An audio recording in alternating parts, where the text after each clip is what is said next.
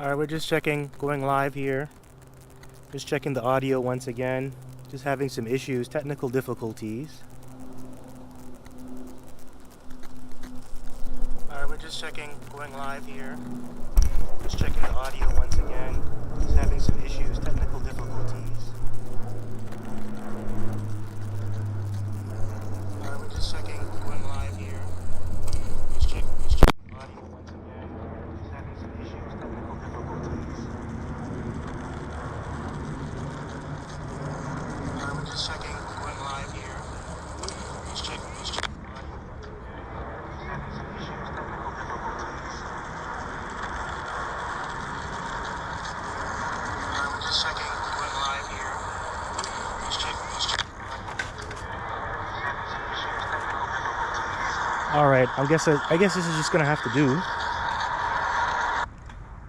So I apologize for the choppy noise. I don't know, my microphone is just acting up today. I think I might have to get a new microphone. Maybe this one is done. I checked it last time, but it wasn't working. It was working fine. But anyways, without further ado, I just want to start off by giving all praises, glory, and honor due unto Yahweh, Bahashem, Yahweh Shai, Bahashem Rakah Kodash, and double honors to the apostles, elders, and bishops of Great Millstone that do teach well, that I do learn this truth from. To you I say Shalom, and also Shalom unto the hopeful elect. This is the VOJ, the voice of Jacob. Lord willing, today will be edifying and thought-provoking, not like last time. Last time I got into an altercation, physical fight. It was pretty dangerous, man. But that guy is taken care of, through the spirit and power of Yahweh Bashim El Shai. Hey, that's Psalms 124, man. Hey, if the Lord is not with you, you're not going to get through it. Right? And you can't go out here on your own power. You have to be with Yahweh Bashim El Shai, the true power of heaven and earth. If you're not with him, and if he's not with you, you're pretty much done, man. You're pretty much done. Right? So, the Lord delivered me out of that situation, and I'm thankful. So I'm at a different location. It's disclosed. I'm still in the Peel region, but I'm going to leave that area for now because, too much bad energy, tension is over there. People, I don't want to give them the impression that I'm a brawler, so I just moved. Maybe I'll go back there, but I'm going to be doing that from now on, moving around the city. And whoever the Lord wants to come up and get this truth, to learn and be edified, hey, so be it. So, I heard throughout the week, I heard a lot of brothers, mainly from Great Millstone, the elders and apostles and different brothers, going into these women, right? These women, how they're not going to be at ease in these last days. That's pursuant to Isaiah 32:9. And they're talking about how certain women on TikTok and all these different social media platforms are complaining because of the government shutdown, and now they're not able to access food stamps and pretty much the benefits that they get when they live with this devil, or they not live with this devil, but they what's it called? The benefits that they get for following this devil, following his programs, right? Like, for example, like welfare and all those. I don't know what they call it in the United States, but they call it welfare, right? We have it over here, but they call it social works and different programs for women, but they call it social works over here, or Ontario works. Yeah, Ontario works, that's what they call it, which it's welfare.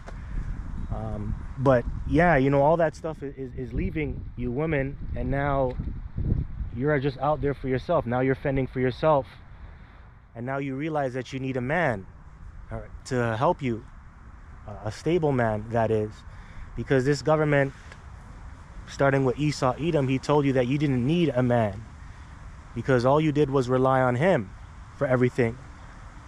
And now we're coming into times of trouble. Who are you going to rely on? And the so-called black man and the so-called black woman, their relationship isn't too good. Really, the men and women of the tribes, when it comes to sex relations, it's not really good, and that's due to the curses. So a lot of men are not going to come to your aid in these last days because you pushed them away. right? You chose Esau, Edom, the government, over the man of your own nation. So now, who are you going to go to? The man of your own nation isn't going to accept you because you denied him, right? You took his kids away, you put him on child support, right? So you're going to have to pay for those things. Now we had, well, you know, technically over here in Canada, we had something called the Common Sense Revolution, which goes back to Mike Harris in, I think it was from the mid to late 90s. And he took away welfare.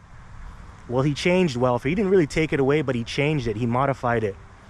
And you now had to prove that you needed welfare. And in order for you to get welfare, you had to have like a part-time job and etc. Before, you could get welfare and just sit on your ass and collect checks. He changed that, right? Now, I know that's not the same thing to, you know, when you compare it to what's going on in the United States, right? Because there's a government shutdown. They're just taking away everything. But it just shows you, man, when we're, you know, the more we get into these last days, more things are going to be cut off. Things are going to tighten up. And who are you going to rely on, right? So really the ones that are going to, the person or the power that's going to take care of you is really Yahweh B'Shem Yahushai. That's who you got to rely on. And we know in the scripture that it says that my servants shall eat, right? The servants of Yahweh B'Shem Yahushai, they're going to eat. Let me just check the stream here. Okay. So really, okay, so yeah, stream's all right. So I want to start off with this. Isaiah chapter 32 verse 9, rise up, ye women that are at ease, hear my voice, ye careless daughters, give ear unto my speech. Yeah, man, rise up, ye women that are at ease. And they're at ease right now, because this whole society revolves around them and their feelings. Like even last week when I got caught up into that incident, they didn't even see me as like vulnerable, man.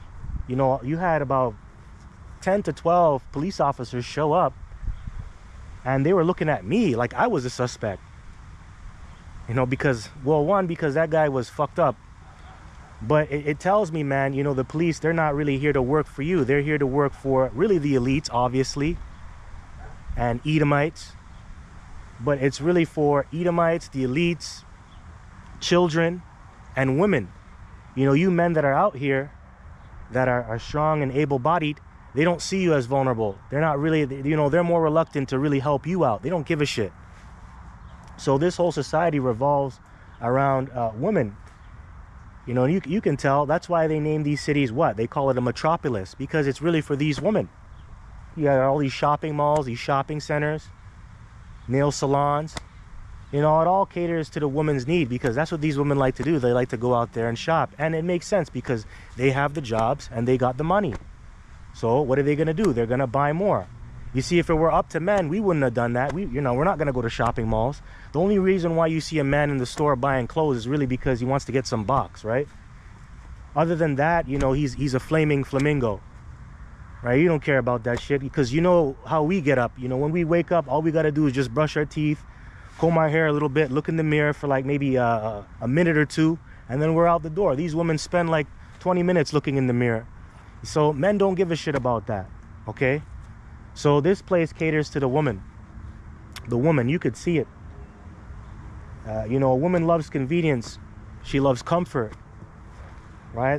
They like their glass of wine. They like their depression pills. They like their shoes, their clothes, their hair, their nails.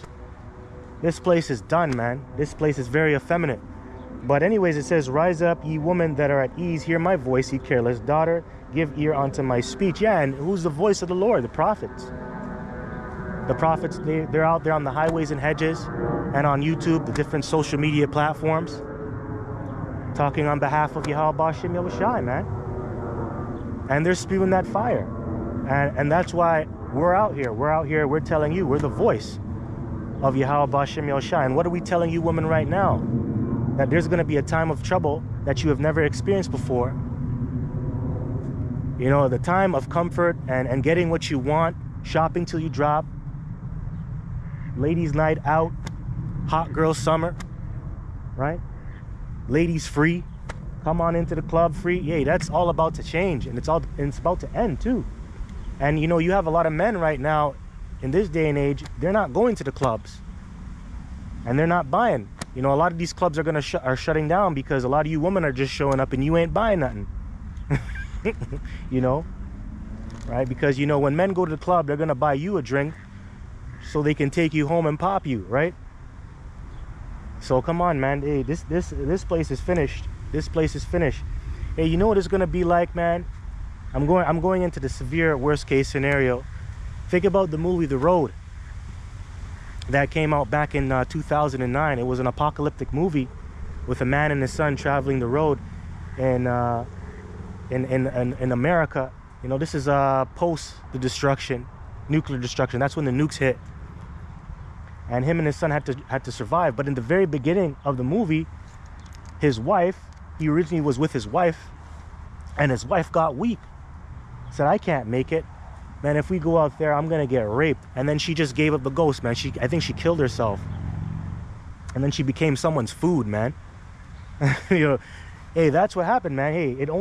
Hey man, life continues on with the father and the son, and that's how it's always been.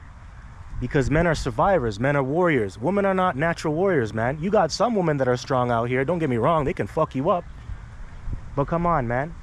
You know, that's just a small percent. Men in general, hey man, they'll do what they gotta do to survive. But yeah, it only continues with the father and the son. You notice that? And who's the greatest example of that? Yahweh Ba'Shem Yahushai. We got the father, and then we got Yahushai, man.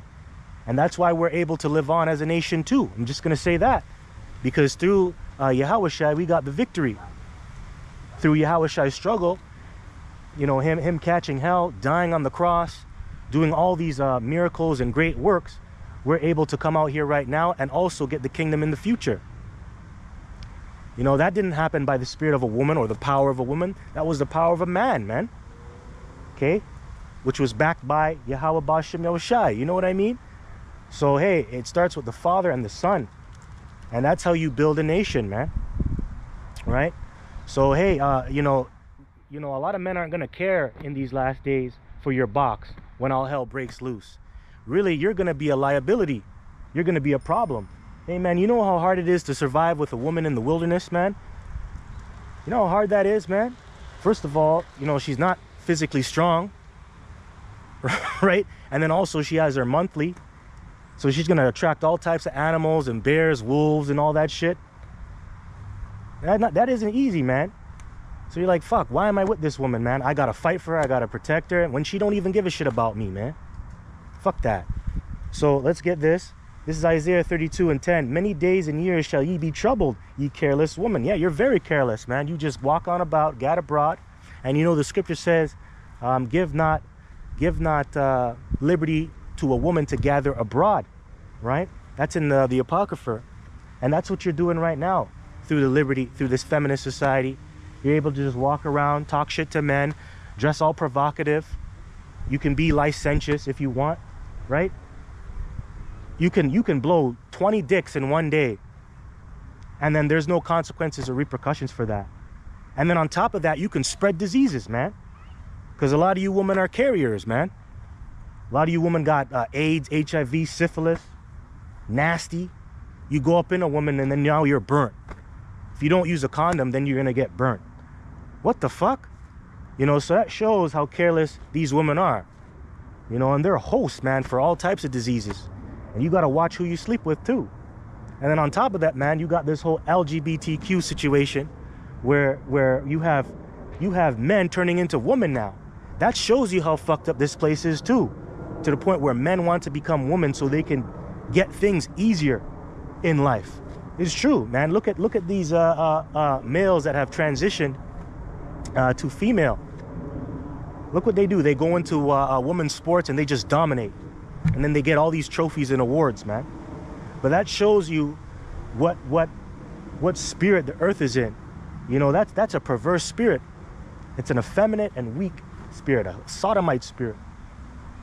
But that shows you where we're at, man. Women have it all right now. Women have it all. Verse 10, I'm going to read it one more time. Many days and years shall ye be troubled, ye careless woman, for the vintage shall fail, the gathering shall not come. That's right, the vintage. That's going into all these benefits that you receive. in this place.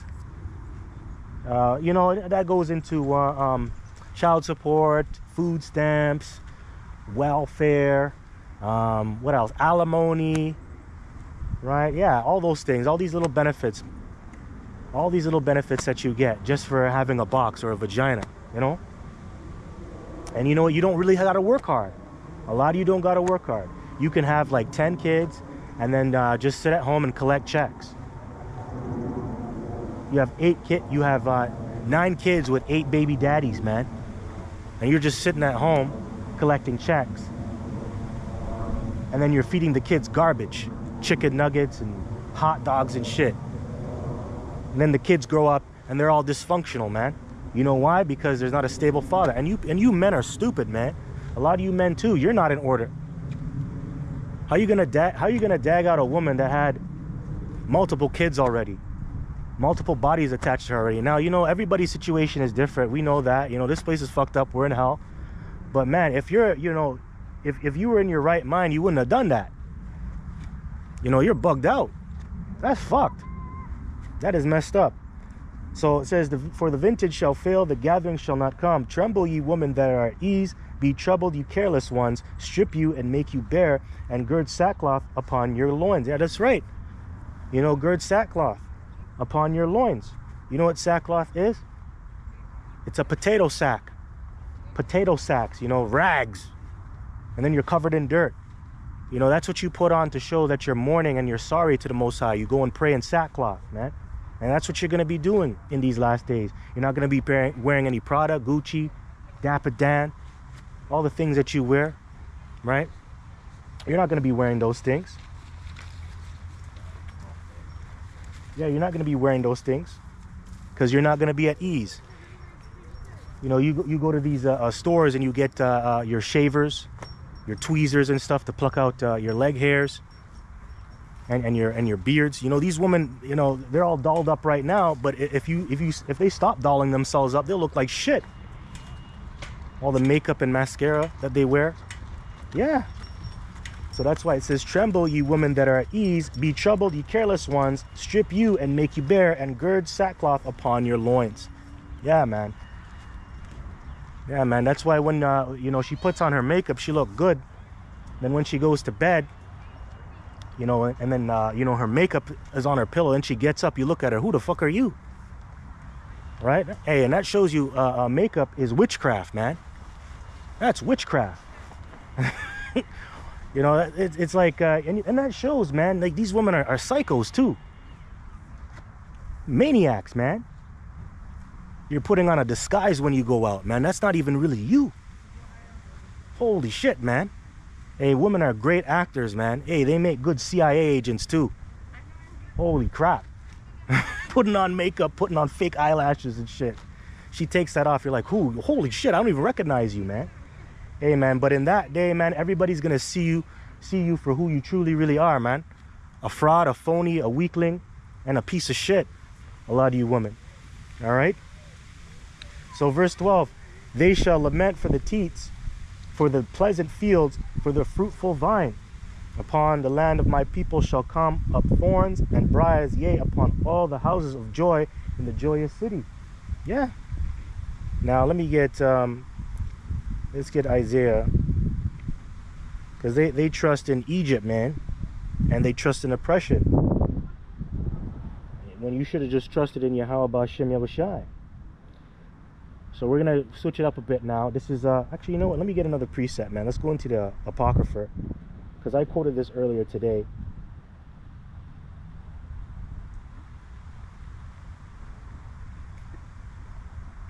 Let's see if I can find it here.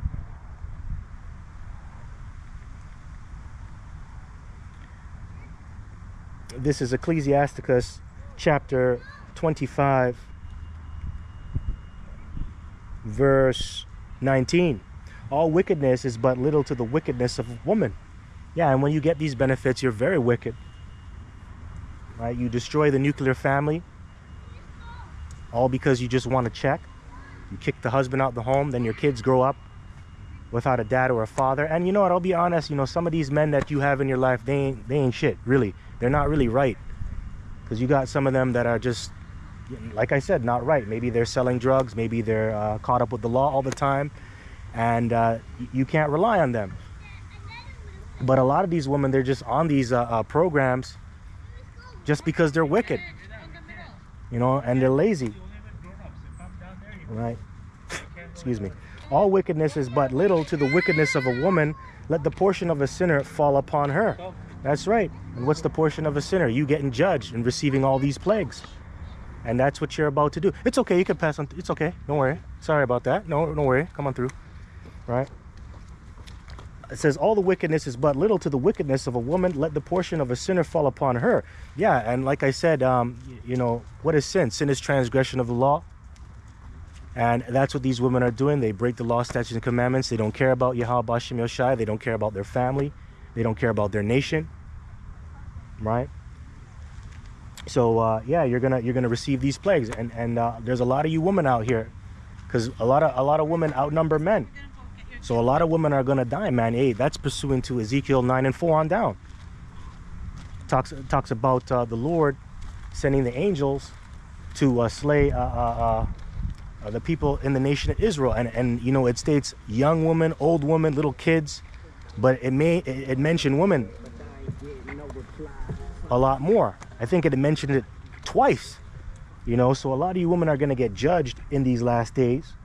Verse 20: as the climbing up a sandy way is to the feet of the age, so is a wife full of words to a quiet man. Yeah, you don't want a woman yapping in your ear all the time. You just want her to be quiet, you know, and just do her job. You know, after you do your job for her, you know, you provided her food, her raiment, and you did the duty of marriage, because that's what you're really supposed to do, which a lot of men are doing that. But, you know, in this place, it's not enough. She's supposed to be quiet, man, right? Just quiet and stop nagging you over stupid shit and going around and sleeping behind your back, especially if you're doing good by her. Now it says, as the climbing up a sandy way is to the feet of the aged, so is a wife full of words to a quiet man. Yeah, that's not nice. Stumble not at the beauty of a woman and desire her not for pleasure. Yeah, man, so you're not supposed to get caught up in the outer appearance. It's what's inside. You know, is she spiritual to a certain degree? You know, that's hard to find, right? Does she at least believe in the Lord, at least? Right? Don't just look at how good they look. You know, what could they do for you? Do they know medicine? Can they make herbs? Can they bandage up a wound? Can they cook? Do they understand how to get through a pregnancy? Right? Do they know all that shit? Don't just sleep around with her and impregnate her, and then she don't know nothing, and all the responsibilities fall on you. That ain't right. You know, it takes two to make a baby. That means there's shared responsibilities, man. And that's another thing, man. You get with these women, they want you to do everything. The hell is that?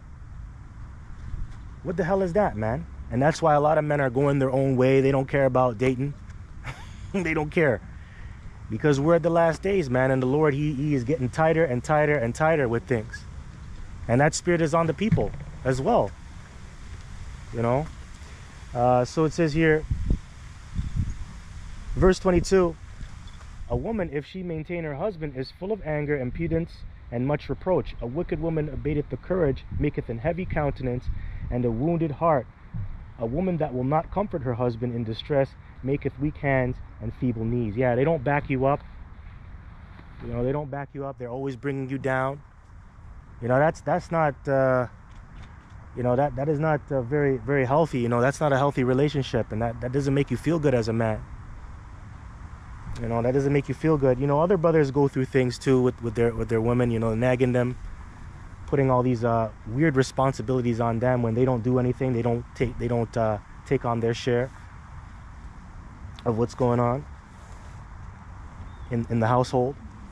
Verse 24, of the woman came the beginning of sin, and through her we all die. And that's true. When you go back to Genesis, the 3rd chapter, it goes into how Eve was beguiled by the serpent. She was the one that sinned first, not Adam. Let's go into that. Let's get Genesis, the 3rd chapter. But you know, the responsibility still fell on Adam at the end of the day, because when the Lord questioned him, he ended up blaming the Most High, saying that, hey, this is the woman that you gave me, right? But you are the head. You're supposed to be in order, and you're supposed to put her straight. You weren't supposed to follow her. You were supposed to lead. And then he got judged, right? And that's what happens, man. Never let these women lead out, man. It's your way through the spirit and power of Yahweh Bashim Yashai. Don't listen to them, especially if they're coming with their folly and bullshit. Don't give in to that. And you've seen that in Israel. You know, men gave in to what their woman wanted to do. And then now, look at them. They become an embarrassment. You know, you had women asking their men, you know, asking them to get pegged, you know. And then that right, Mr. Pegasus, but, you know, he's not in the truth anymore. But that's a big scandal that came out. And he listened to his woman, he gave in, and then that information came out. The Lord exposed him, man. And guess what? Look at him now. Look at him now. Not doing too good in the spirit. But there's many men like that, man. Look at Samson. You know, and Samson was righteous, man. You know, he told that woman his secrets, and it bit him in the ass. He trusted a woman. And these women are wicked. And Delilah, she was fine as hell. Right? She was fine as hell. And we just read, man, you know, don't stumble upon the beauty of a woman. You know, what is she really about? And that's, you know, that's easier said than done. That's hard for some men. Anyways, this is Genesis chapter 3, verse... Let's see here. I just want to get to the point. Okay, we're going to start verse 2. And the woman said unto the serpent, we may eat of the fruit of the trees of the garden, but of the fruit of the tree which is in the midst of the garden, the Most High has said, ye shall not eat of it, neither shall ye touch it, lest ye die. Yeah, so you're not supposed to dabble into the tree of knowledge and wickedness. Well, really, wickedness, you're not supposed to dabble into that. Right? That's for the other nations. Let them go into that. Verse 4, and the serpent said unto the woman, ye shall not surely die. That's right, and that's what he did. He lied to her. You shall not surely die, which just simply means you're not going to die at this moment. You're really going to get a slow death later on. And that's exactly what happens, man. What happened? Hey, that's pursuing to Jeremiah chapter 2, verse 21 on down. Hey, Israel has become a degenerate plant, which means we're going backwards and we're dying slowly, man. We're not progressing.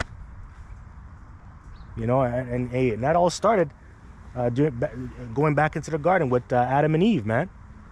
Because of this. You know, that's why we're dying, man. We're caught up in sin and transgression. You know, we got to go out here and work every goddamn day. You got to, you know, the sweat off your brow, man. You got to work all the goddamn time. And on top of that, the earth is cursed. You know, it's not yielding 100% as it was back in the garden. The antediluvian days, right? The pre-flood, before the flood. Yeah. You know, this place is cursed because of this. And we're cursed. So it says, verse 5, for the Most High doth know that in the day ye eat thereof, then your eyes shall be open, and ye shall be as powers, knowing good and evil. There you go. Yeah, and that's true, you know, because that's pursuing to Isaiah 45 and 7, which just proves that in order for you to be a god, you got to know both good and evil. So this devil was right. He was right. You know, you are going to be as powers, as gods, because you're going to know all things. You're going to know the left and the right. Right? But it's not the right way of doing things. But I want to read this in the NLT, verse 5. God knows that your eyes will be opened as soon as you eat it, and you will be like God, knowing both good and evil. You see? That's what it says right there. Because a power or a God, they know all things. And that includes good and bad. Let me get Isaiah 45 and 7, man, since I mentioned that. This is Isaiah. So this also proves that the Lord, he dabbles in the left and the right as well. Right? He dabbles. And he also uses the left indirectly. You know, Satan works on his behalf.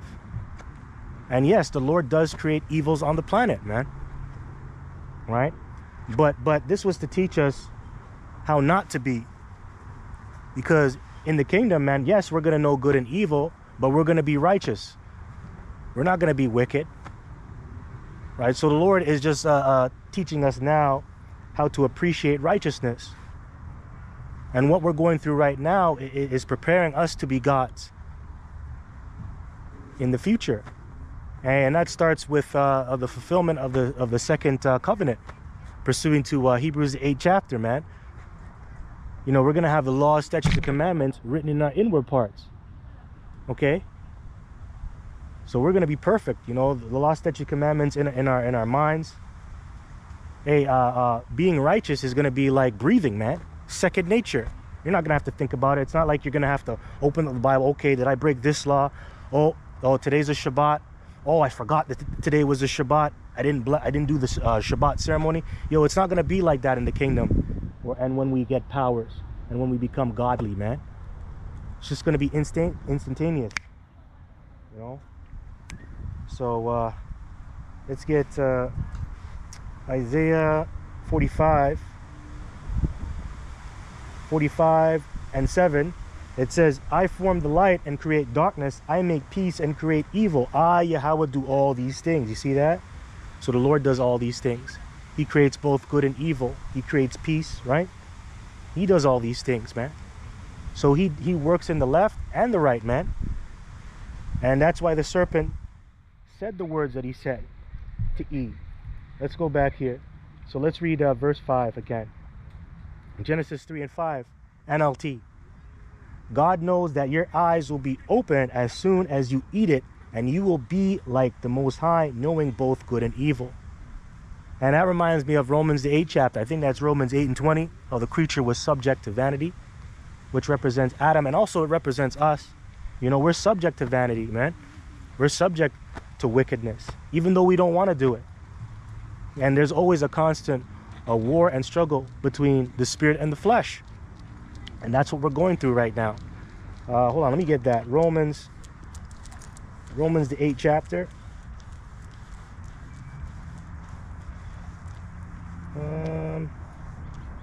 Okay, let's start at verse 18. This is Romans chapter 8, verse 18. And the subtitle says the future glory. Future glory, and that's what we're going to get. And how do we get that? Through Yahweh Shai, man. Right now is not our time to glory, man. Right now, we are in the time of our captivity and hell. You know, this place is not our rest. So we're not glorying here right now. Even though some Jakes, they want that. They want to glory, and they want it to happen. And some Jakes are doing good. But even then, you know, Jake is still catching hell and under a tremendous amount of pressure. So this is Romans chapter 8, verse 18. For I reckon that the sufferings of this present time are not worthy to be compared with the glory which shall be revealed in us. You see that? So, hey, man, the things that we're going through right now cannot compare to what we're going to receive in the kingdom.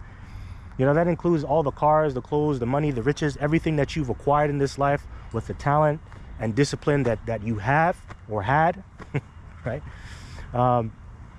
You know, that's not going to compare to the kingdom of heaven, man. We're going to get greater things times 10, man.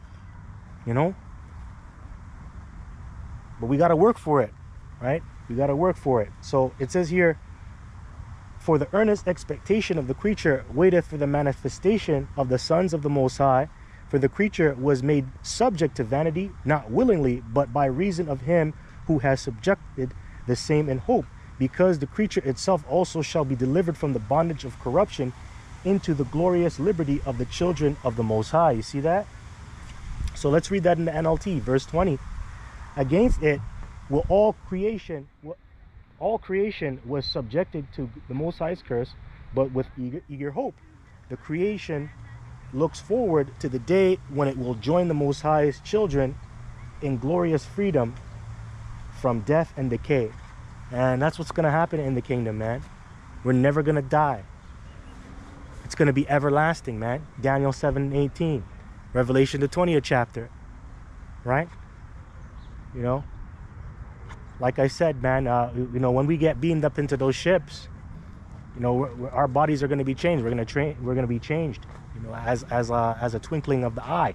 You know, that's what it says in the book of Corinthians, right? It talks about that. You know, we're going to be changed, man, and we're going to be made perfect. But what we're going through right now is to prepare us for that. We got to experience the left right now. Verse 22, for we know that the whole creation groaneth and travaileth in pain together until now. Yeah, you know, you're groaning in pain, especially Jake. Jake is under the curses. It is earlier this week you had this Jake, the so-called black American man. He's in his car ranting, and he's having an existential crisis, man. He's just trying to he's just pondering and asking questions about why are we living this way? Why are we working? You know, all we do in this place is just work a 9 to 5, and America is just a big plantation. And you can see the frustration.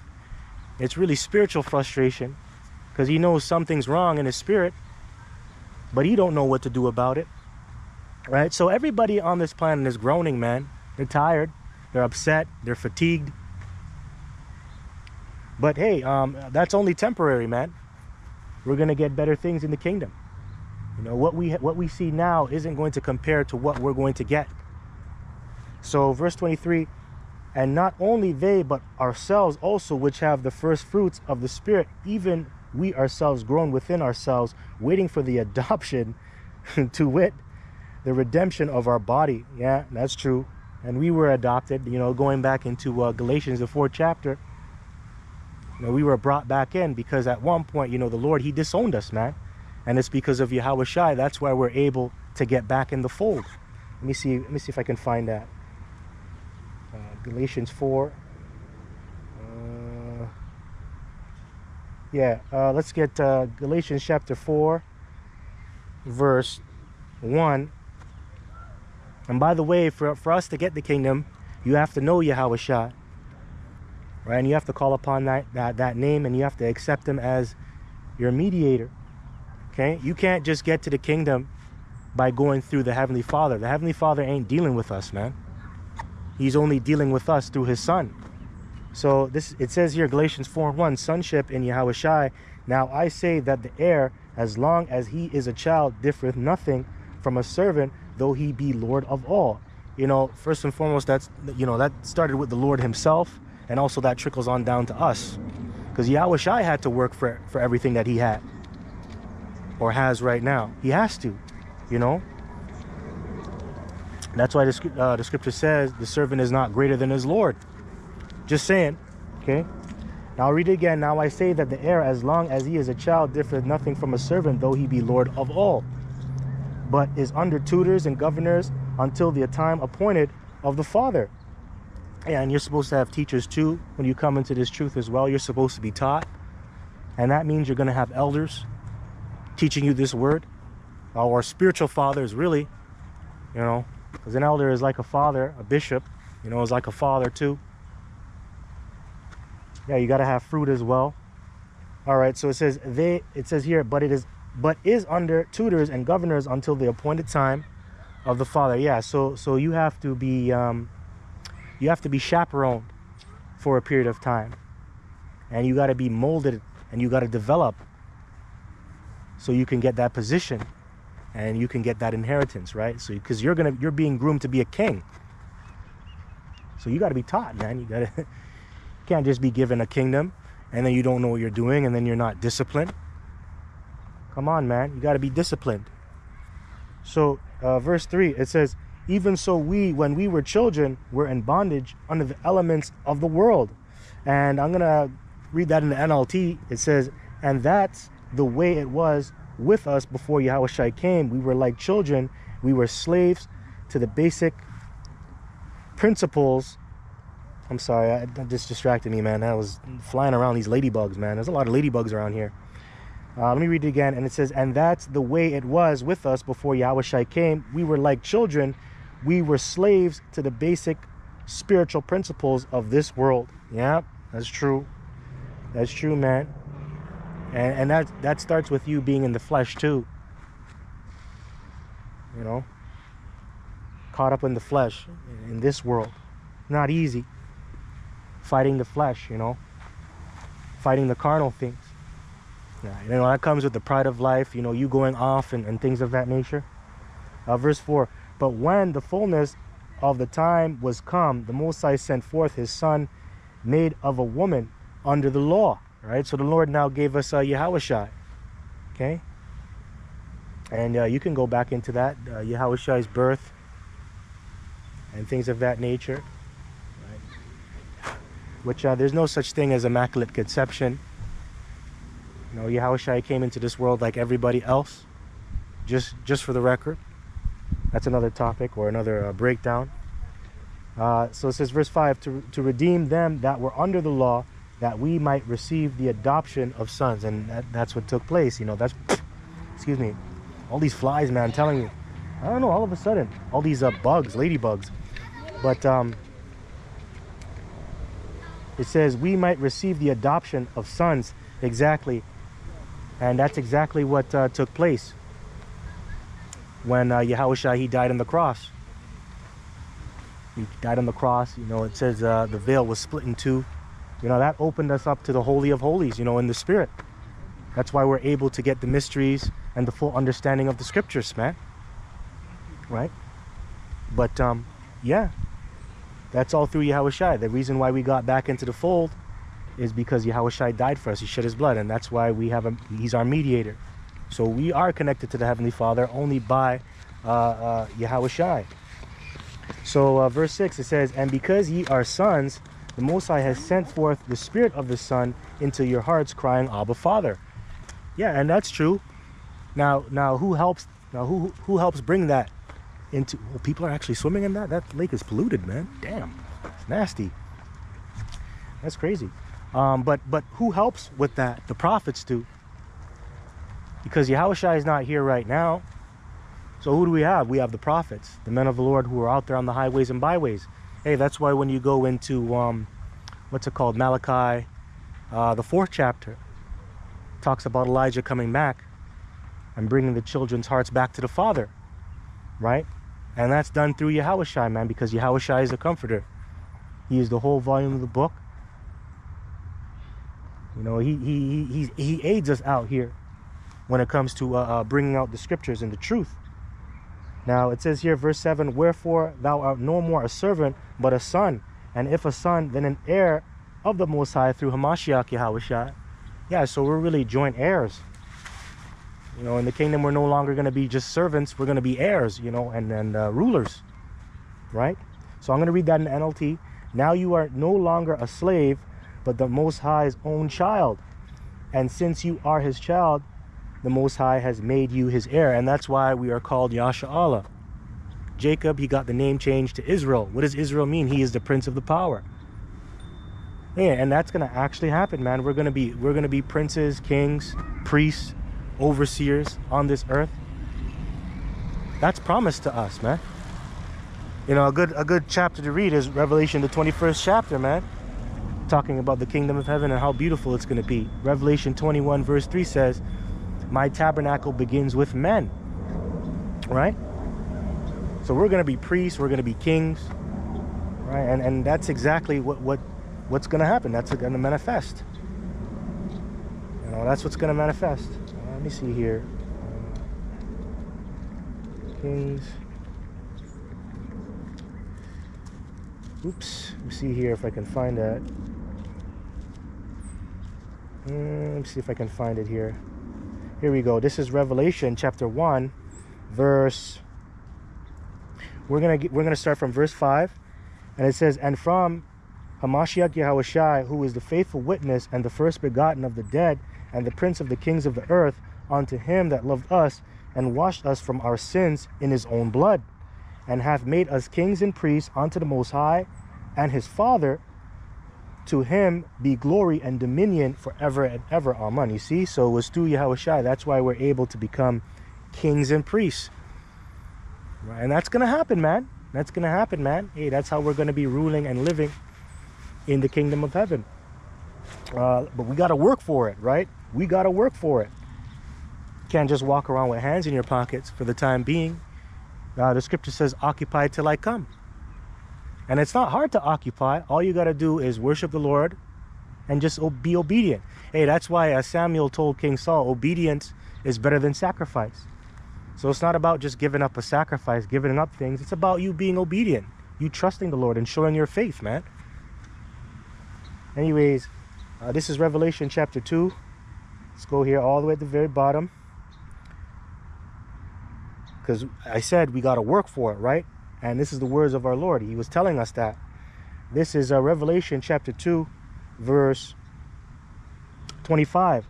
But that which ye have already hold fast till I come. Yeah, to this truth.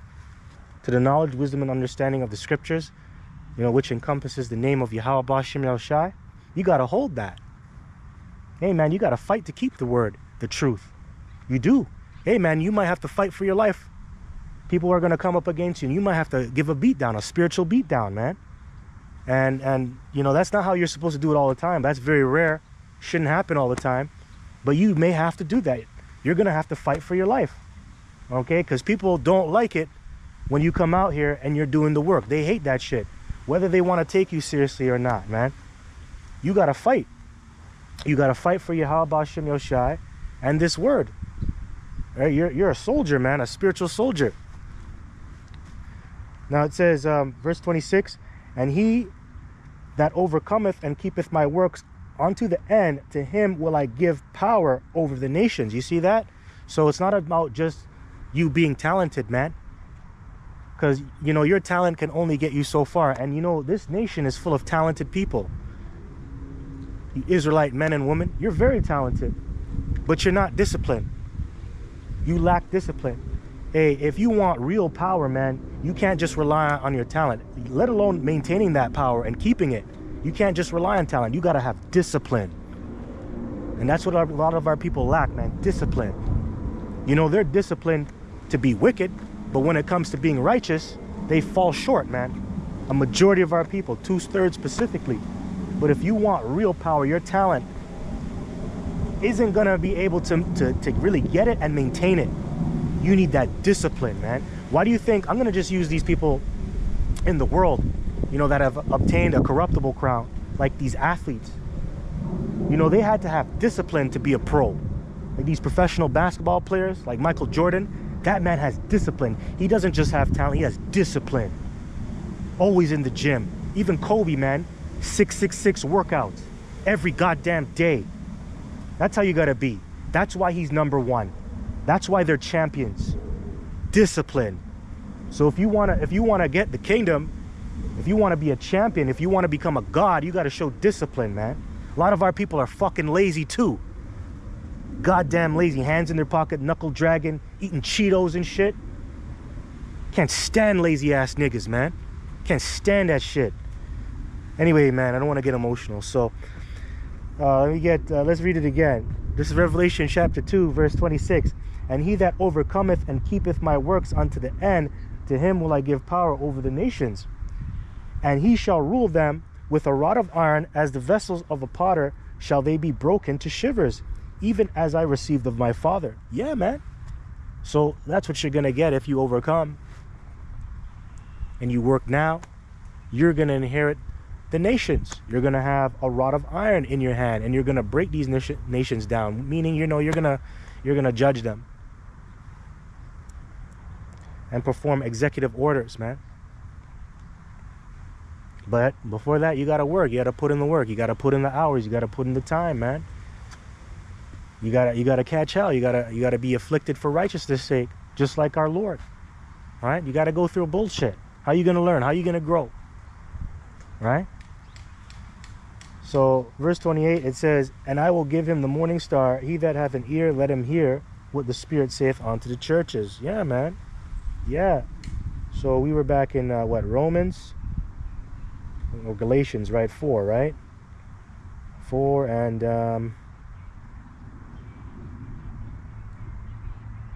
yeah, that's fine. Because I really went into, you know, the woman, right? Because I really wanted to get, we moved on, but I really wanted to get this precept, you know, just for edification's sake. Let me get this, because we were in Genesis 3. So let me just go back to Ecclesiasticus 25, and then we're going to go back to Genesis 3. So it says here, Sirach, chapter 25, verse 25, give the water no passage, neither a wicked woman liberty to get abroad. If she go not as thou wouldest have her, cut her off from thy flesh, and give her a bill of divorce, and let her go. There you go. If she wants to be unruly and she don't want to listen to you, let her go. She wants to go get abroad, and be independent, you know, and she doesn't want to submit to you, just leave her. Give her a bill of divorcement. It's okay. Now, it says, wicked woman liberty to get abroad. You know, these women, if you give them liberty to get abroad, they're most likely going to do wickedness.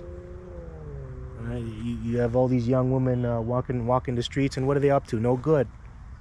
You got packs of teenage girls walking around doing drugs, getting popped, getting pregnant, doing drugs, and just being demons, man. You know, just being demons, man. So you got to keep a woman at home.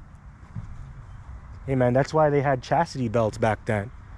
Because that's what happens, man. You let these women loose, they just open their legs. Yeah, it's true, man. Hold on, let me get that, man. That's what they do, man. They just slut around. Because she's a servant at the end of the day, right? You know, she's not a giver, she's just a receiver. So what is she gonna do? She ain't gonna build shit. Now let me get this. That's what you do with your daughter, man. You don't have your daughter walking around either, man. You gotta discipline her. It's easier said than done, though, because I don't have a daughter. I'm not going through that. You know, maybe I will if time should last, but still. Anyways, this is Ecclesiasticus chapter 26, verse 10. I'm gonna start at verse 9. It says, the whoredom of a woman may be known in her haughty looks and eyelids. Yeah, just the way she looks, the way she dresses. All right, you know, putting all this makeup, mascara, fake eyelashes. You know what she's about. You know that she's insecure, and you know she's ready to give up the box. Okay, be known in her haughty looks and eyelids. Yeah, very proud too. Got a lot of proud ass women out here, rolling their eyes and shit. You know what they're about. You have a lot of women too that listen to this and they're angry about it, man. Young women and old women too, because you got a lot of old whores out here too, old sluts, and they're looking for young men to shag them too. Yeah, man. Old woman will try and pick me up. Yo, do you have a husband? Yeah, I do. I don't want to deal with you. And you're old too. You know, I don't want your raggedy ass box. Come on, man. This is verse 10. If thy daughter be shameless, keep her in straitly, lest she abuse herself through overmuch liberty. Yeah, that's right. She's going to get drunk, hungover. You know, like the movie Kids. That came out years ago. I think that came out in the 90s, man. That was a bad movie too. These kids in New York City. Young girls getting drunk, and then, you know, she ended up getting popped. And that was the first time she had sex. And then guess what? She caught HIV, man. That's what happens to these women. You know, they go out there hanging out with these dudes, a bunch of them. You know, obviously these dudes are horny and they just want to sleep with her. And then she gets gang raped, man. Come on, man. It happens a lot out here. So, yeah, these women, they get gang banged, get trains ran on them and shit. That's nasty. You don't want that to be your daughter. She's gonna bring you to an open shame, man. That's terrible. Now you can't marry her away. Then your name is all dragged in the mud. That sucks. And then she's ruined. She's damaged goods. Come on, man. It's terrible. Verse 11. Watch over an impudent eye, and marvel not if she trespass against thee. She will open her mouth as a thirsty traveler, when he hath found a fountain, and drink of every water near her. By every hedge will she sit down and open her quiver against every arrow. That's right. She's going to be a hoe. She's going to drink cum, get cum shots to the face. Yeah. Don't mean to sound vulgar. Yeah, she's gonna suck everybody off. Every dude, including the teacher, man. She'll suck the teacher off, man. And I seen that in school too, man. With these professors, man. These professors are getting blowjobs, getting fucked by their students, man. Yeah, dude, she'll do it. She will do it, right? And you know, it says, and open her quiver, which is her vagina, for every arrow. And a man's arrow is his rod, his penis. So that's what happens when you give these women liberty to get abroad. They're just going to be whores, man. Okay? And you know, it says the daughters of Israel, they're not supposed to be whores. Really, they're supposed to be wives. They're supposed to be married off. Okay? That's how it's supposed to be. Verse 13, the grace of a wife delighteth her husband, and her discretion will fatten his bones. That's right. Keep your mouth shut and stop talking about your business, man. You know, that's what these women do. They tattletale, and then they gossip, start telling their girlfriends about what their husband does in the bedroom. Hey, man, look what happened to Sakari, man. Not Sakari, Alazar. That's a good example of that, man. That woman was not discreet. Yo, that information shouldn't have gotten out. But hey, you know, that's a wicked act. So the Lord exposed him because he wasn't humble. But still, that woman was supposed to use discretion. She wasn't supposed to be telling, you know, their marital issues to another brother, man. To the guy's brother. Like, you shouldn't have been doing that. Sending text messages and shit like that. Oh, yeah, my husband's big. He puts me this way. Gives me a full Nelson. Yeah. You know, talking all that shit. Not supposed to be doing that. Keep that shit in the bedroom, man. Okay, but yeah. Let's go back. This is Galatians chapter... let's see here. Let's go back into Genesis chapter 3 now. This is Genesis chapter 3, verse 6.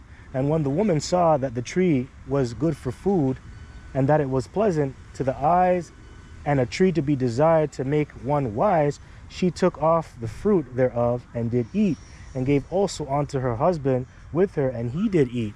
You see? So she bought into it. She bought into the wickedness, and then now Adam, he's eating it. He's like, oh, she's like, oh, honey, it's not that bad. It tastes good. He's like, nah, I don't want to eat it. But you're my wife. I like you, so you know what? I'll do it. You know, she charmed him. Verse 7, and the eyes of them both were open, and they knew that they were naked, and they sewed fig leaves together and made themselves aprons, right? To the truth, man. You know, they knew they were naked, man. They knew that they were off and shit like that. They got more understanding to that. Verse 8, and they heard the voice of Yahweh Ba'ashem Yashai walking in the garden in the cool of the day, and Adam, his wife, hid themselves from the presence of Yahweh. Yeah, you know, the scripture says people can't stand to look at a righteous man in his face, you know. Roughly paraphrasing. Because righteousness came around, and you knew you were guilty, and now you can't look at the Lord because of the presence that he's in, you know, the spirit that he's in. Hey, that happens to the men of the Lord too. Hey, these people, they do their wickedness and they come up, they can't look you in the eye, man, because they know what you're about. It's not about them not liking you. They're just cut in the spirit. They're just cut, and that's exactly what happens. Let me see if I can find that.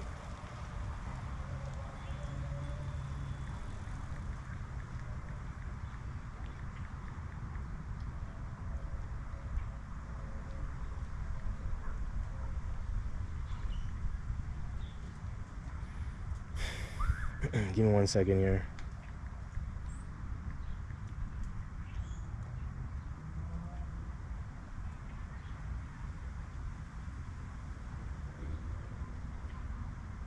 One moment.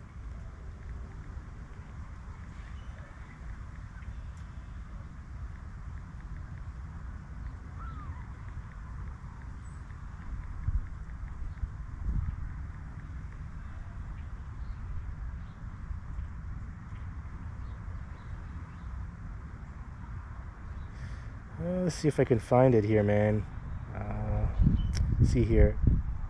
I know that it says wisdom maketh a man's face to shine, but give me 1 second.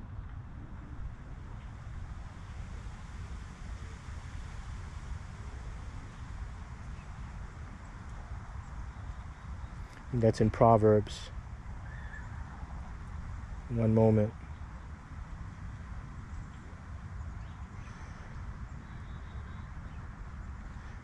Maybe it'll come back to me, but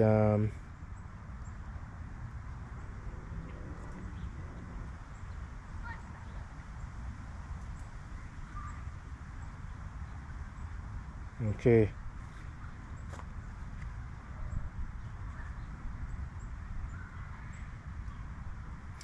Can't find it right now, but I'm gonna just continue on. That's weird. I just had it. Okay, one moment here. Yeah, so yeah, but that's the Spirit of the Lord, man. They knew that they were guilty, and that righteous energy came, and then they couldn't stand to look the Lord in the face. Right? Now let me just check the chat real quick here. See if anybody's watching. That's weird. I just had it. Okay, one moment here. Yeah, so yeah, but that. All right, still good. We're about.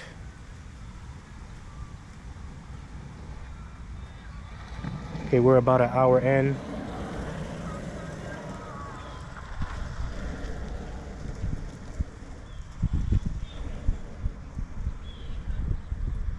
Okay, so we're about an hour in. Okay, so this is back here in Genesis chapter 3, verse 8. And they heard the voice of Yahweh walking in the garden in the cool of the day, and Adam and his wife hid themselves from the presence of the Lord, the Most High, among the Yahweh Bashem Yashai power amongst the trees of the garden. And the Lord power called unto Adam and said unto him, Where art thou? And he said, I heard thy voice in the garden, and I was afraid, because I was naked, and I hid myself.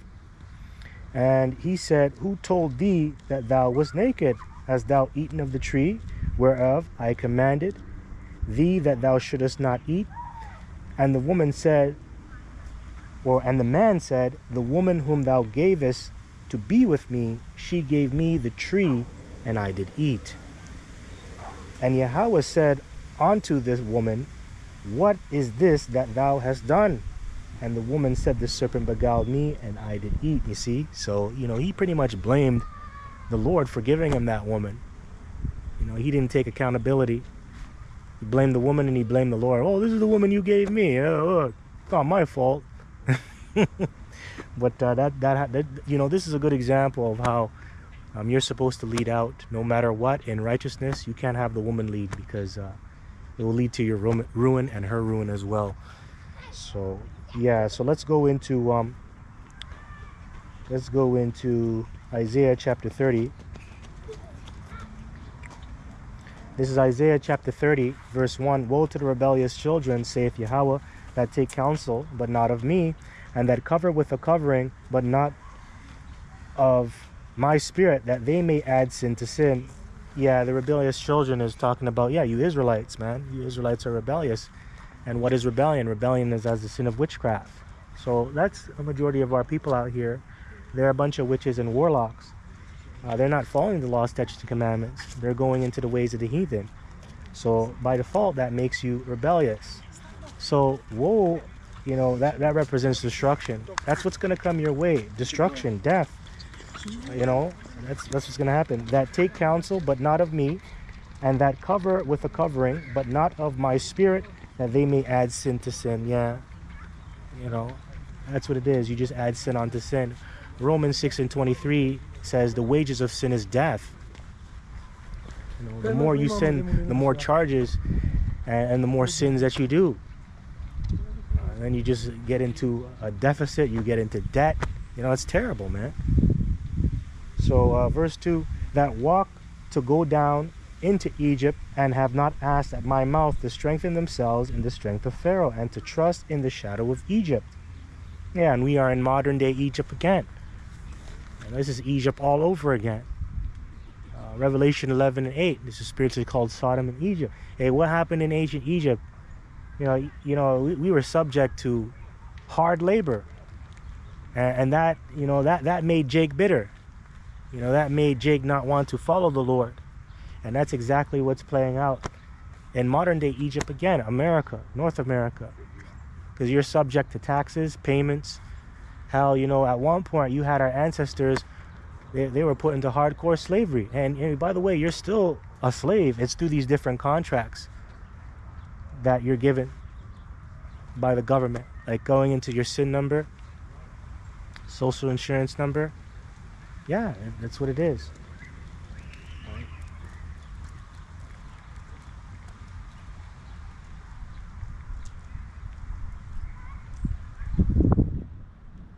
Yeah, man, your social insurance number, which the number, man, in Canada, how they have it over here. It's 9 digits. You turn 9 upside down, it's 6.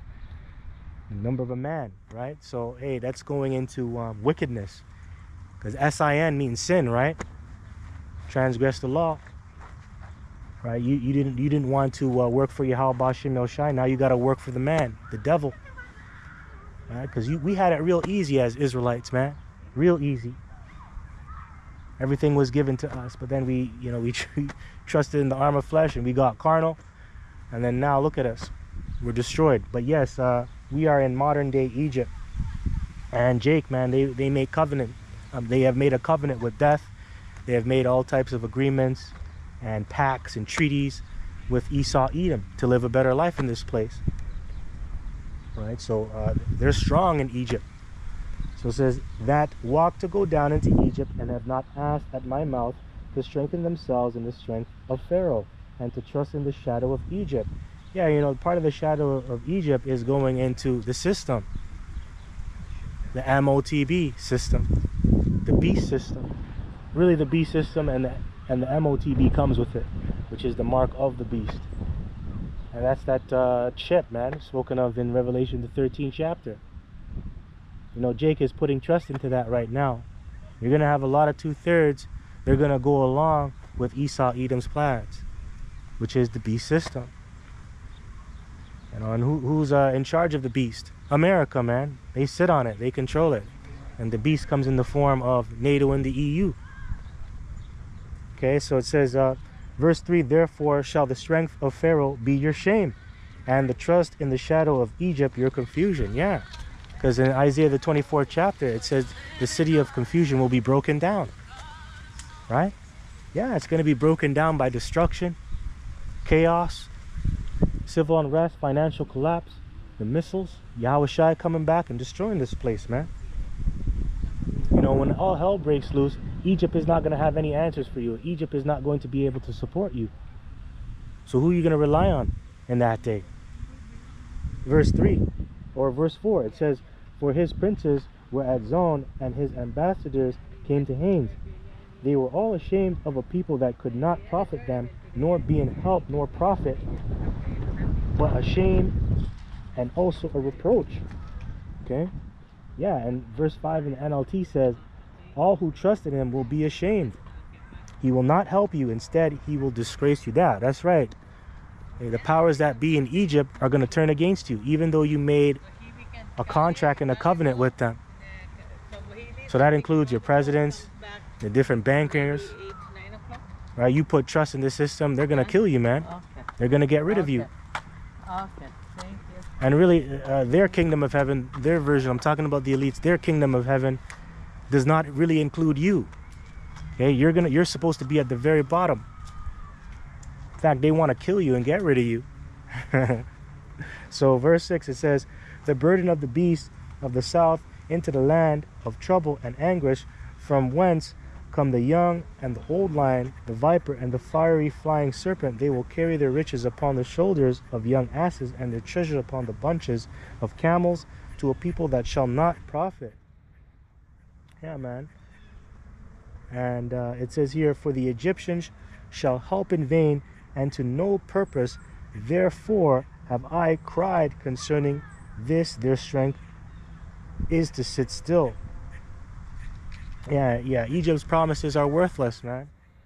They promise you a lot of things, a lot of support, a lot of success in the future, but it's going to be worthless in that day. Like what Donald Trump is promising, MAGA, make America great again. Obama, when he was in power, he said, we're going to bring change. Meddle not with them that are given to change. But make America great again doesn't include you, Jakes, you Israelites, you Native Americans. That only includes so-called white people. Because that's what he wants to do, make America white again. Yeah, because when America was so-called great, hey, you tribes, you didn't have a voice. You were in subjection, man. You were a slave. You're treated like a piece of shit, right? But yeah, man, the promises made by Egypt, they're empty promises. It's not going to lead to success. All right, so Verse 8, now go write it before them in a table. Yeah, because how could you make America great again if it's in trillions of dollars of debt? You know, in order for you to get out of that, you have to bring in a new system, and that's exactly what they're trying to do. Cashless society, that is. That's why Trump is bringing forth stable coins and things of that nature. And I believe one of his relatives, I think it was his son said that within the next 10 years, there will no longer be any more banks. They'll become obsolete, right along with cash. Yeah, I think he said cash will become obsolete, and banks too, certain banks. Right, he said that. I remember I did a video on that. So what is that telling you, man? A cashless society. So verse 8, it says, now go write it before them in a table and note it in a book, that it may be for the time to come forever and ever, that this is a rebellious people, lying children that will not hear the law of Yahweh Ba'ashem Yahushai. That's right. And you notice it keeps bringing up that word rebel. So let's get a precept. So we were in Isaiah 30 and 9. So let's go into this. This is 1 Samuel chapter 15, verse 23. For rebellion is as the sin of witchcraft, and stubbornness is as iniquity and idolatry. Because thou hast rejected the word of Yahweh Ba'ashem Yahushai, he also rejected thee from being king. Exactly. And that's what Samuel was telling King Saul. You are being a damn witch, a warlock. You're damn rebellious, man. You brought forth iniquity. You being lawless, man, not following the laws. Being a damn idolater, man. That's wicked. Right? So now you're being rejected. And when you go into Hosea 4 and 6, what does it say? My people are destroyed for a lack of knowledge. And that's why the Lord rejects you. This is Hosea. Let's pull that up. Let's get Hosea. Real quick, Hosea 4 and 6. It says, my people are destroyed for a lack of knowledge. Because thou hast rejected knowledge, I will also reject thee, that thou shalt be no priest to me. And you saw here, King Saul is being rejected. You know, he's being rejected from being king, and also a servant, a priest unto Yahweh Ba'ashem Yahushai, because of the wickedness that he's done. Right? So, yeah, that happened to our people. You've been rejected because you're not doing what you're supposed to do. So it says here, seeing thou hast forgotten the law of thy power, I will also forget thy children. Yeah, if you forget about the Lord and forsake him, how do you think he's going to feel? He's going to treat you the same way, man. Okay? Can't do that. You know, you're not going to give back. You're not going to be nice to someone that's not nice to you, who's clearly disrespecting you, willfully, right? Come on, man. You know, the Lord is not... you know, he's not a pushover. He's not a punching bag, man. He can only take so much. Even the Heavenly Father, I know he's long-suffering, but he has his limits too, man. You can't keep doing that. Come on. Now, verse 7, as they were increased, so they sinned against me. Therefore, I will change their glory into shame. Exactly. All right, so let's go back to Isaiah 30 and 9. It says that this is a rebellious people, lying children that will not hear the law of Yahweh Ba'ashem Yahushai. And how is that so, man? They killed the prophets and they killed the priests. They killed the holy men. Yeah. Jerusalem, Jerusalem, who killeth the prophets. Our Lord said that. Yahushai said that. Hell, they even killed Yahushai, man.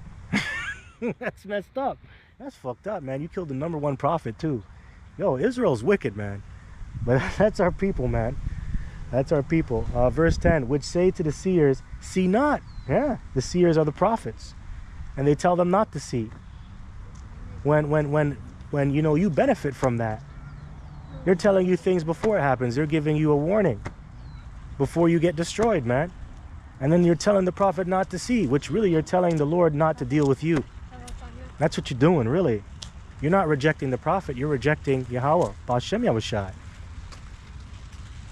And to the prophets, prophesy not unto us right things, speak unto us smooth things, prophesy deceit. Yeah, don't prophesy against me. Like earlier today, there's this old lady that came up, and she was asking me what this was about. I don't know what she is in the spirit. You know, she just came up, she saw the sign, she liked it. And when I told her that this is about Israel only and that you're supposed to call on a certain name, and I explained that to her, she got angry about it. She got angry about it, man. She didn't want to listen to that anymore. Right? And that's the majority of these people, including Israel. Prophesy not unto us right things, speak unto us smooth things. Yeah, they want to hear good things. They want to hear that God is all love. They want to hear that this place is not going to be destroyed. You're going to live good forever and ever. You can continue to be wicked and the Lord will love you, and that's not true.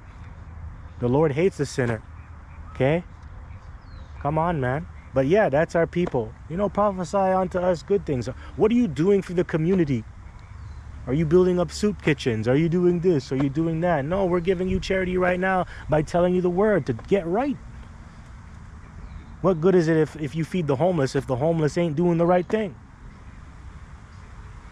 Or if you're not serving God correctly? All that is vain. All that is going to come to naught. Because if you offend, if you break one law, you offend in all the laws, man. You pretty much broke all the laws. So what's the point, man, of doing things not right? Anyways, man. Verse 11, get you out of the way, turn aside out of the path, because the Holy One of Yasha cease from before us. Wherefore, thus saith the Holy One of Yasha, because ye despise this word, and trust in oppression and perverseness, and stay thereon. And that's what we kind of started off with in the very beginning. Starting with the woman, you know, they trust in oppression. They trust in slavery. Because you're not really getting much on EBT and all these certain benefits that the states provide you. You know, you're just getting by, man.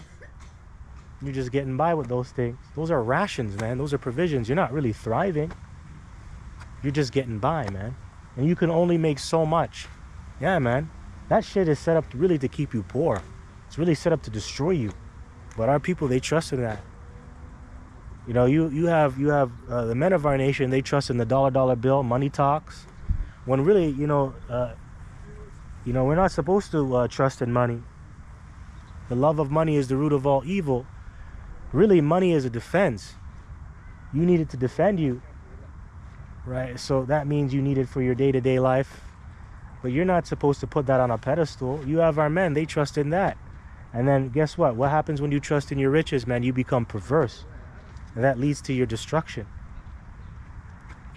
So, and trust in oppression and perverseness and stay thereon. And you know, that perversion is really going into lies. You make lies your refuge, Israel.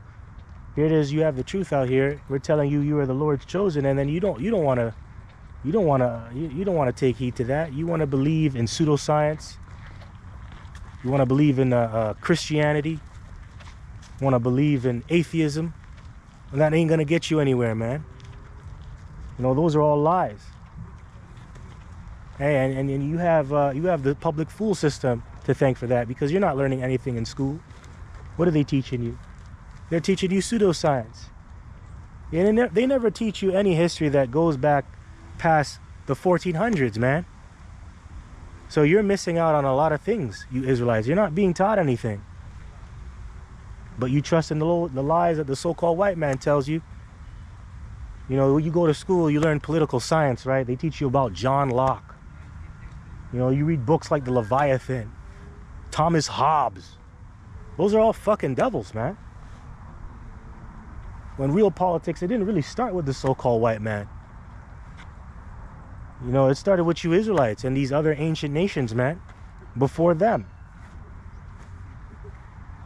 You know, they just build it upon what they took. Yeah, that's what all these other nations did. Like Alexander, you know, when he conquered these different nations, you know, he created a library and took all the knowledge from these other previous kingdoms, and he just worked off of that. That's what this devil does, and then he whitewashes everything. So you guys trust in lies, man. You know, you tribes, you still believe that these small hatters over there in the land of Israel, they're the true people, when they're not. There's a lot of information that's out there, a lot of books that have come out. I think it's yeah, you can go through. Go through. Don't worry, it's a public space. Don't worry. Oh, I just didn't want to be on camera. Oh, no worry, you're not in the frame. You're good.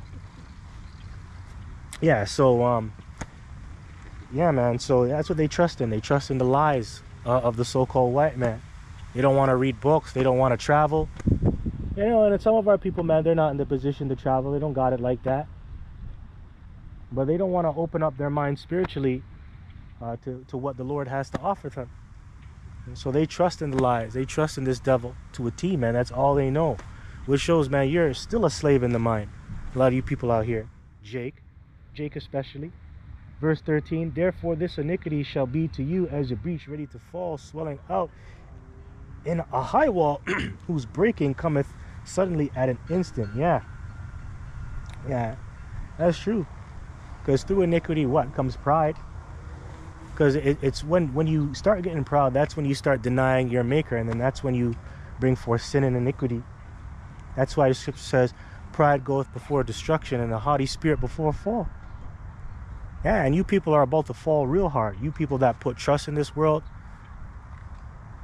that made Esau the pinnacle of greatness. You know, you're still looking at him like he's a god. Put trust in your riches. Put trust in your good health. Hey, man, boom. You know, scripture says when they say peace and safety, then comes sudden destruction. Hey, that's you people out here, man. Working your whole goddamn life to build up a comfortable savings, you know, to live good or whatever. And then comes a financial collapse. Boom. Here it is. You said peace and safety. I worked all my life. Now I'm going to be safe. Now I'm going to live comfortable. Boom. Financial collapse. Boom. Thermonuclear destruction. Boom. The chariots of Yahweh Bashim Yoshai come. Boom. Okay. Anyways, verse 14. And he shall break it as the breaking of the pot. Yeah, no worries. No worries. No worries. Verse 14. And he shall break it as the breaking of the potter's vessel that is broken in pieces. He shall not spare, so that there shall not be found in the bursting of it assured to take fire from the hearth, or to take water withal out of the pit. For thus saith the Lord power, the Holy One of Yasha, in returning and rest shall ye be saved in quietness, and in confidence shall be your strength, and ye would not. But ye said, no, for we will flee upon horses, therefore shall ye flee, and we will ride upon the swift, therefore shall they that pursue you be swift.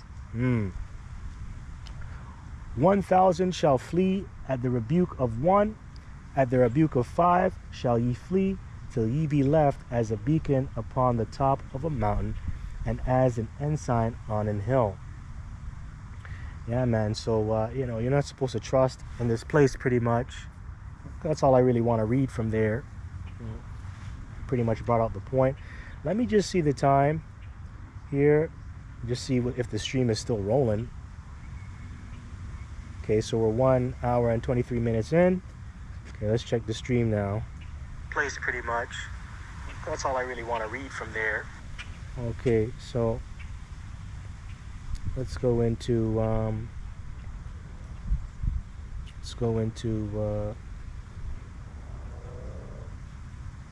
get something here.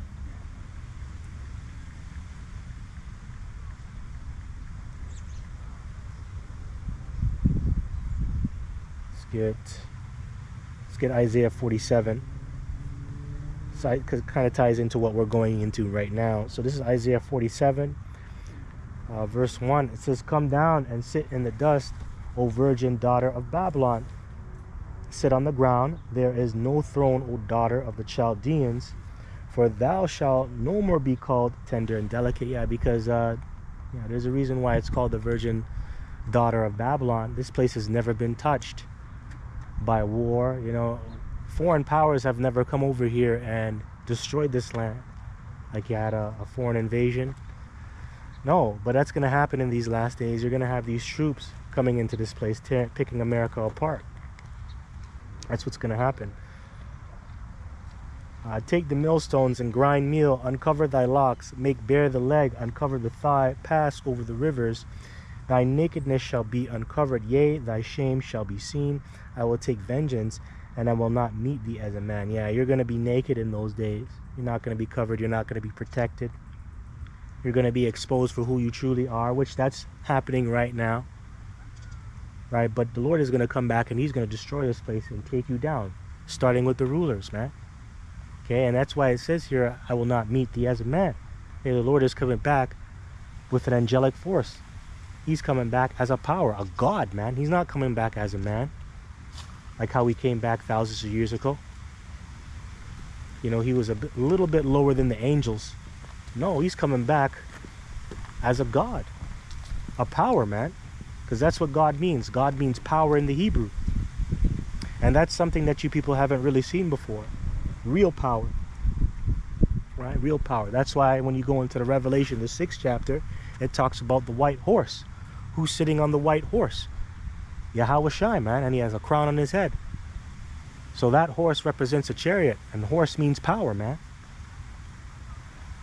That's a unit of measure that they use for cars to show how powerful the car is, how fast it can go. Hey, the Lord is coming in with pure power, man, and that's angels, man. The angels. Yeah.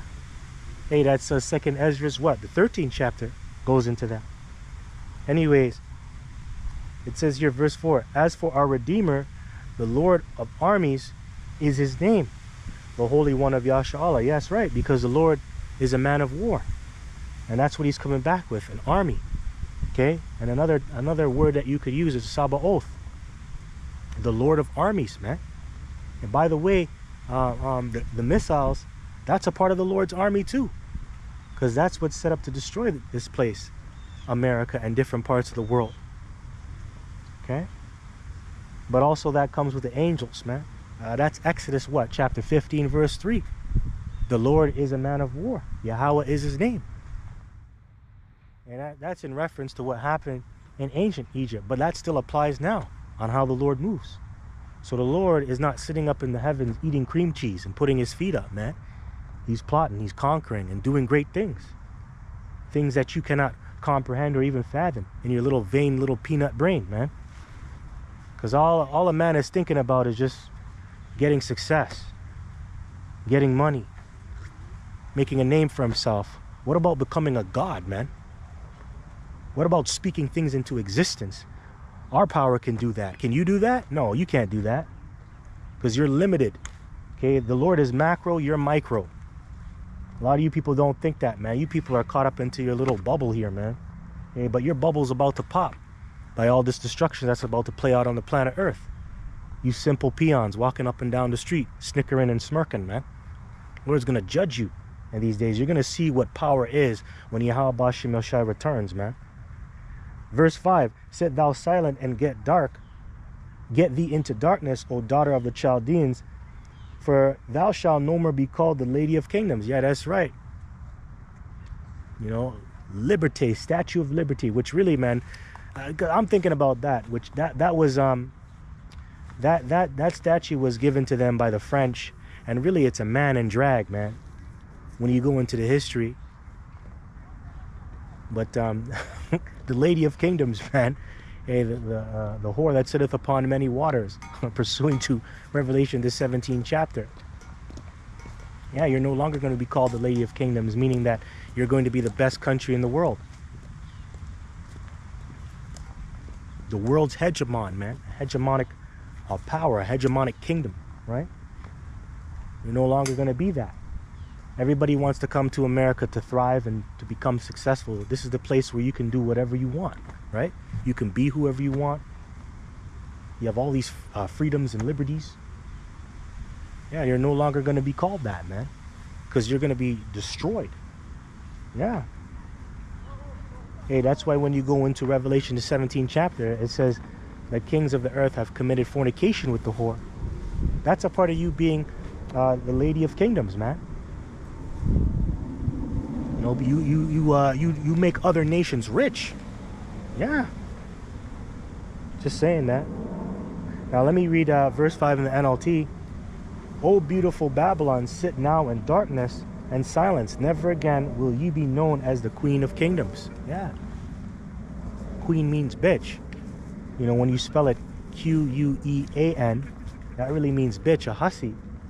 So really, to be a queen, you're a bitch. And you've been a bitch to the whole world, America. You have oppressed these other nations. You have destroyed these other nations through economics, man.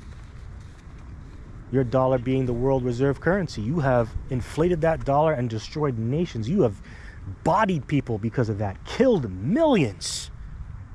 Right? You've killed millions due to your dollar. So because of that, you're going to have to pay, man. And that's why you will no longer be the Queen of Kingdoms. Verse 6, KJV. I was wroth with my people. I have polluted mine inheritance and given them into thine hand. Thou didn't show them no mercy. Yeah, man. And that's a part of the curses too. Deuteronomy, the 28th chapter. All right, that's what's going to happen to you. You are going to experience a nation with a fierce countenance. They're not going to show mercy to the old and to the young. Yeah, man. That's what happened to you Israelites over here. And guess who was responsible for that? Yahweh Ba'ashem Yahushai. He did that to teach you a lesson. But you haven't received any mercy over here from these devils, man. In fact, they afford the affliction. I'm going to use an example. You know, even after post-slavery, when you were so-called liberated, you black Americans, you had all these organizations come out of the woodwork to oppress you even more, like the KKK, the Ku Klux Klan. And that's why you had organizations like the NAACP come out, man, to fight for so-called black rights. Black Panthers and things like that. That's the fight against the oppression of these different organizations out here. Okay, and all these different organizations, they're ingrained into every facet of society, man. They're in government, they're in politics, they're in your schools. Yeah, that's what's going on, man. That's crazy. So it says here, upon the ancient hast thou very heavily laid thy yoke. And thou saidest, I shall be a lady forever, so that thou didst not lay these things to thy heart. Yeah, because what does it say in Ecclesiastes? I believe that's Ecclesiastes, the 8th chapter. Let's get, I think that's 8 and 20, I believe. Talking about, no, 8 and, let's see where it is here. Yeah, this is Ecclesiastes chapter 8, verse 11. Because sentence against an evil work is not executed speedily, therefore the heart of the sons of man is fully set in them to do evil. So you never took it to heart. You thought you were going to get away. Right? You're going to get away, man, for your crimes. You're like, oh, I'm not getting punished now, so I guess this is manifest destiny. I guess this was supposed to happen. Yeah, you're right. It's supposed to happen.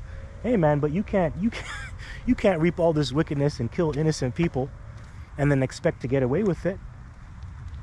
Hey, man, that's going to come back to bite you. It's something called karma. You know, that's what the world uses, karma. That's what the East Indians say, karma, right? You know, everything comes back to you. And that's found in the karma is actually found in the scriptures. You reap what you sow. So he that leadeth into captivity shall go into captivity. He that killeth with the sword must be killed with the sword. That's our Revelation 13 and 10. Yeah. Yeah, man. Yeah, you can start up from verse 9. But yeah, Revelation 13, that's karma, man. You reap what you sow. So that's you devils, man. You believe, oh, just because I'm not getting punished now, oh, everything's good. Let bygones be bygones. You know, that happened 300 years ago. Well, you got to pick up the tab, man. And that's why you Edomites, man, you're complaining about black fatigue. Hey, that's the least of your problems, man. And really, the scriptures talks about, they shall complain about an ungodly father. Oh, my forefathers did that hundreds of years ago. Well, you still got to pay. Hell, our forefathers hundreds of years ago sinned, and I'm still paying for that. What the fuck are you talking about? Which you don't understand that spiritually because you are your fathers coming back in the spirit, dumbass, in the reincarnation. But anyway, we're talking to a vain man, a proud man, a carnal man. So you don't understand that shit. You don't understand that. Hey, man, you Edomites, you so-called caveman and cavewoman, man. You know, there's not a thought that I haven't thought of that you have thought of, man. Just joking. I'm just quoting Just Allah, that rapper, underground rapper, old 90s rapper, man. That was funny, man. The guy who used to get on you devils. You didn't like Edomites. You listen to that guy rap. But that's you devils, man. You're just carnal. You're just vain. Vain, man. Verse 12. Though a sinner do evil 100 times. This is Ecclesiastes 8 and 12. Though a sinner do evil 100 times, and his days be prolonged, yet surely I know that it shall be well with them that fear the Most High, which fear before him. You see? You see? You see? So hey, you still have to pay. Just because your life is prolonged, hey, you may even die in this life. You may, yeah, like these Rothschilds, like what was it, David Rockefeller? It was rumored that he had 7 heart transplants. Now they're saying that it's fake. I don't know, man. I don't believe that. I think that guy actually really did that. But yeah, he lived long. Best medical care. He made all this money. You know, he didn't get judged. But in the next life, he's going to get judged. You got Jacob Rothschild. He died. I think he died about last year, right? Or 2 years ago. He died. You know, he lived a good life. He had all these prestigious titles. He was a serious man. He was a strong man. Finances, very super rich. He was a baron, man. Right? Which means you fall into the category of royalty, pretty much. Low-level royalty, man.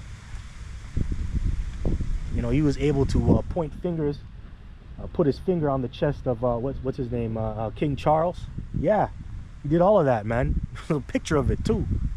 Touching the damn king. Well, before he was a prince back then. That was before he became a king, right? But still, you're not supposed to be doing that. God damn. So he lived good. But in the next life, hey, you're going to be in slavery, man. You're going to be getting whipped and treated bad. So it says, surely I know that it shall be with them that fear the Most High, which fear before him, but it shall not be well with the wicked, neither shall he prolong his days, which are as a shadow, because he feareth not before the Most High. Yeah, that's true. That's true. All right, so let's go back to Isaiah 47. 47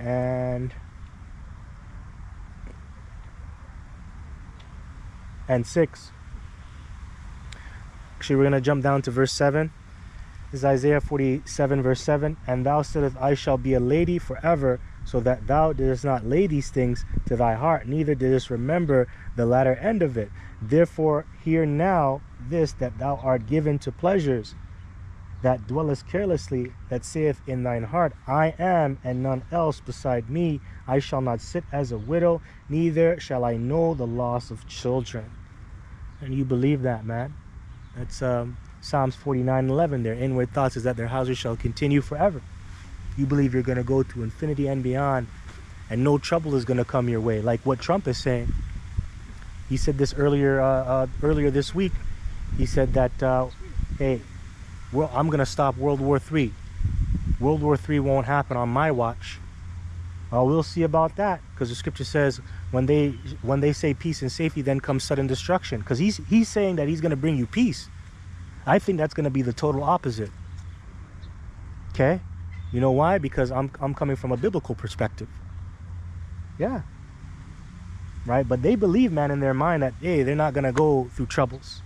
Everything's going to be good. We're going to keep the world on lockdown and we're going to live forever. Nope. That's not what the Bible says. Okay, the Lord is a just power. You think he's going to make you get away with all these things? Come on, man.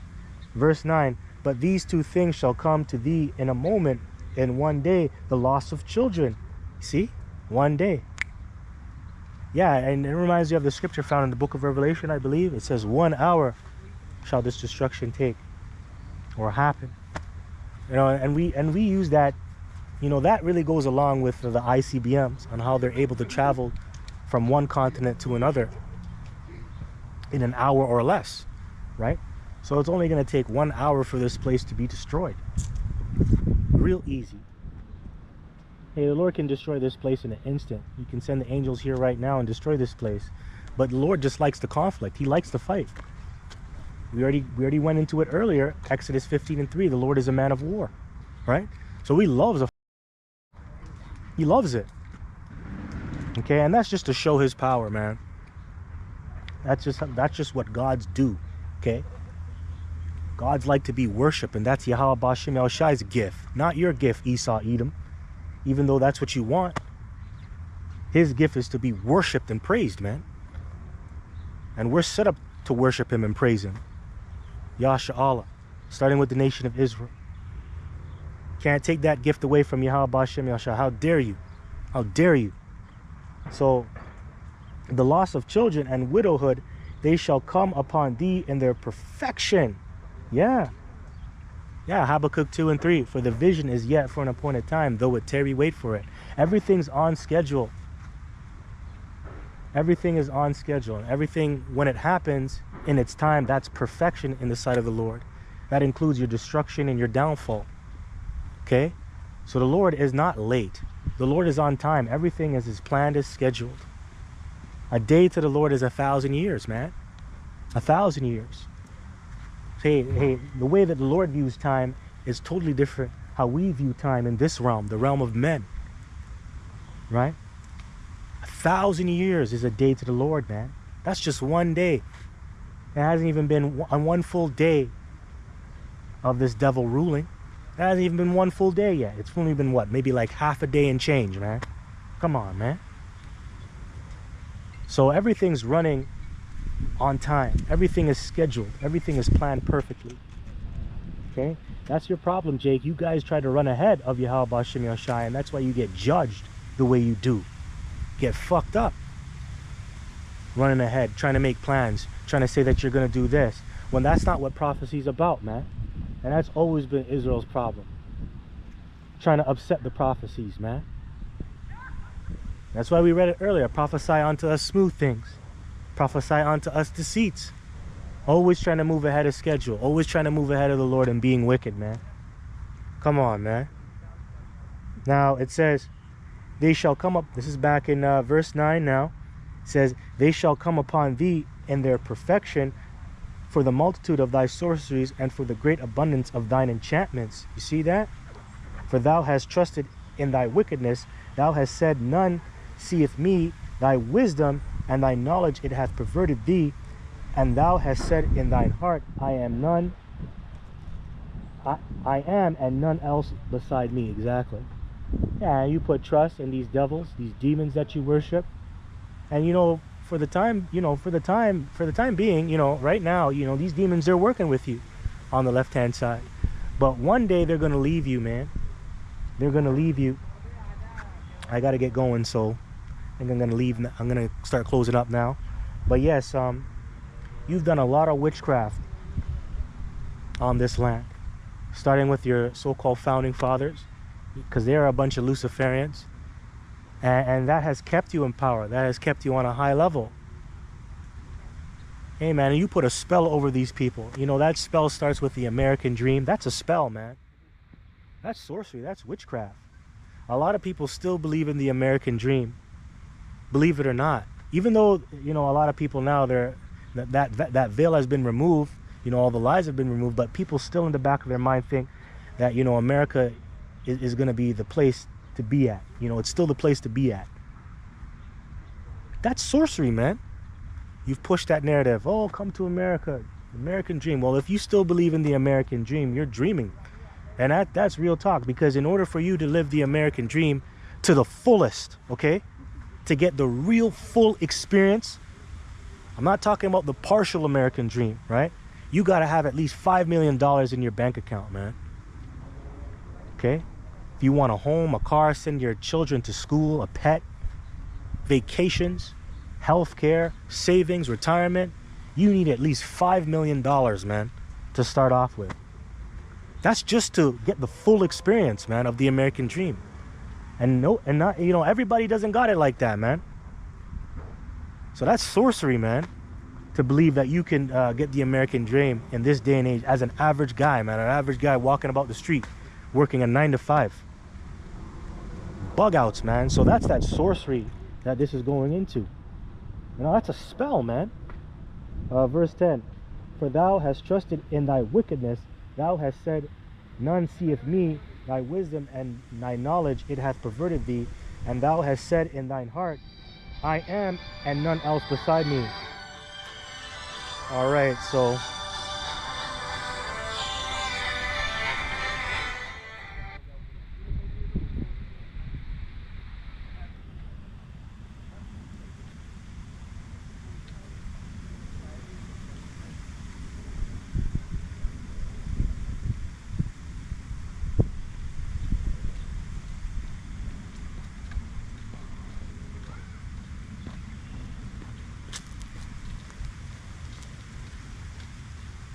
all right, so I'm gonna get going. I gotta go meet somebody now.